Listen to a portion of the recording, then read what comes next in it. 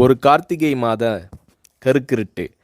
செங்கல்பட்டிலிருந்து படப்பிடிப்பை முடித்துக்கொண்டு எம்ஜிஆர் அவர்கள் நடுநிசி 12 மணி வாக்கில் காரில் வந்து கொண்டிருக்கிறார்.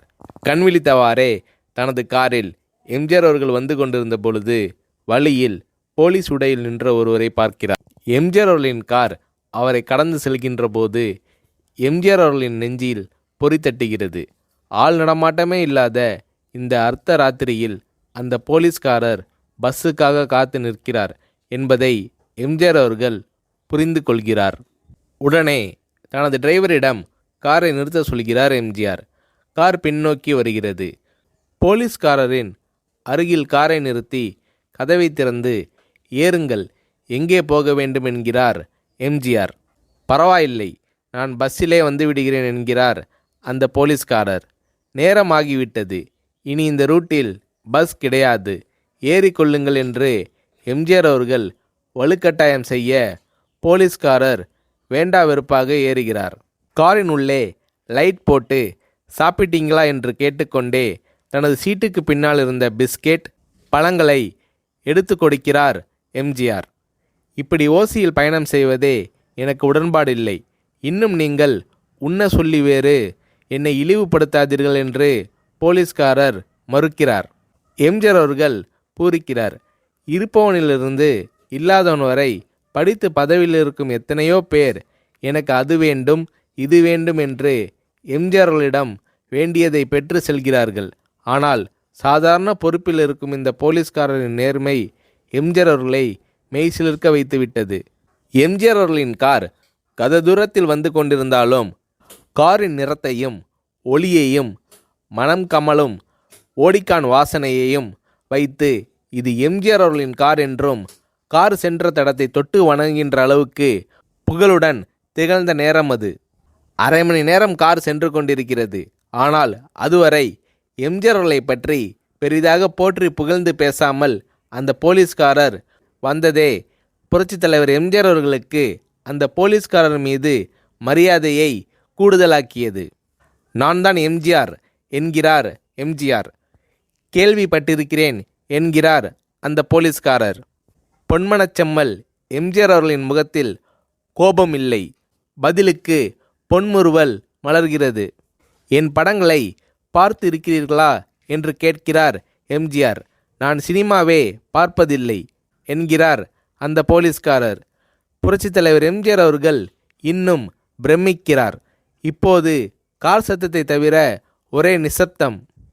போலீஸ்காரர் தனது வீட்டிற்கு அரை கிலோமீட்டர் தூரத்திற்கு முன்பே காரை நிறுத்த சொல்லி இங்கேயே இறங்கிக் கொள்கிறேன் என்கிறார். ஏன், நீங்கள் குறிப்பிட்ட அந்த விலாசம் இன்னும் அரை கிலோமீட்டர் தூரம் இருக்கிறதே என்கிறார் எம்ஜிஆர். சாதாரண போலீஸ் உத்தியோகத்தில் இருக்கும் நான் காரில் வந்து இறங்கினால் என் வீட்டிற்கு அருகில் உள்ளவர்கள் என்னை தவறாக நினைத்து கொள்வார்கள். இதுவரை இப்படி நான் யார் காரிலும் ஓசியில் வந்து பழக்கமில்லை.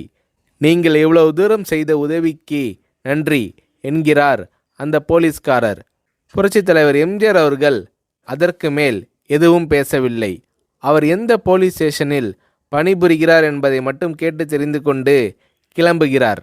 அடுத்த நாள் செங்கல்பட்டு போலீஸ் ஸ்டேஷனுக்கு ஃபோன் செய்து நான் எம்ஜிஆர் பேசுகிறேன் என்கிறார் எம்ஜிஆர். ஃபோனை எடுத்த டிஎஸ்பி உதறலோடும் உற்சாகத்தோடும் தலைவரே வணக்கம் என்கிறார். இரவு சந்தித்த போலீஸ்காரரை பற்றி விசாரிக்கிறார் எம்ஜிஆர்.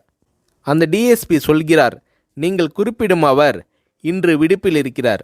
அவர் கையூட்டு வாங்காதவர், கடமை தவறாதவர், காவல்துறையின் நேர்மைக்கு இவரே இலக்கணம்.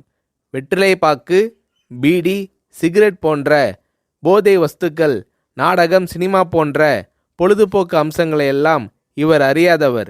கல்யாண வயதில் உள்ள 3 பெண்களையும் கரை சேர்க்க முடியாமல் கஷ்டத்தில் இருக்கிறார் என்கின்ற விபரம் டிஎஸ்பியால் எம்ஜிஆர் அவர்களுக்கு சொல்லப்படுகிறது. அவரை நாளை என் தோட்டத்திற்கு வர சொல்லுங்கள் என்கிறார் எம்ஜிஆர். கேட்டுக்கொண்ட டிஎஸ்பி உங்களோடு ஃபோனில் ஆளுக்கு ஒரு வார்த்தை பேச இன்ஸ்பெக்டர், சப் இன்ஸ்பெக்டர் உட்பட எல்லோரும் ஆசைப்படுகிறார்கள். ஃபோனை அவர்களிடம் கொடுக்கலாமா என்கிறார். எம்ஜிஆர் அவர்கள் கொடுங்கள் என்கிறார். பேசுகிறார். அந்த போலீஸ் ஸ்டேஷனே புண்ணியம் பெற்றதாக மகிழ்ச்சி அடைகிறார்கள் அந்த போலீஸ்காரர்கள். மறுநாள் அந்த போலீஸ்காரர் ராமவரம் தோட்டத்திற்கு அழைத்து வரப்படுகிறார். அவரிடம் பேப்பரில் மடித்த பெரிய பணக்கட்டை கொடுத்து, இதை வைத்து உங்கள் பெண்களின் கல்யாணத்தை நடத்துங்கள் என்கிறார் எம்ஜிஆர். போலீஸ்காரர் மறுக்கிறார். நான் ஏதாவது உங்களிடம் காரியமாற்ற சொல்லி அதற்காக கொடுத்தால் அது தவறு.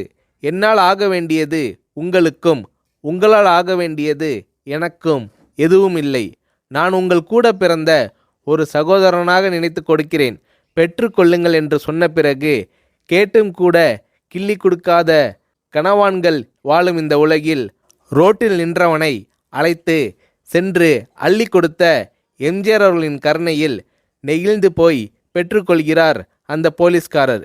பிறகு ஒரு தேதியில் புரட்சித் தலைவர் எம்ஜிஆர் அவர்களே சென்று அந்த போலீஸ்காரரின் 3 பெண்களின் திருமணத்தையும் நடத்தி வைத்து வாழ்த்தி இருக்கிறார்.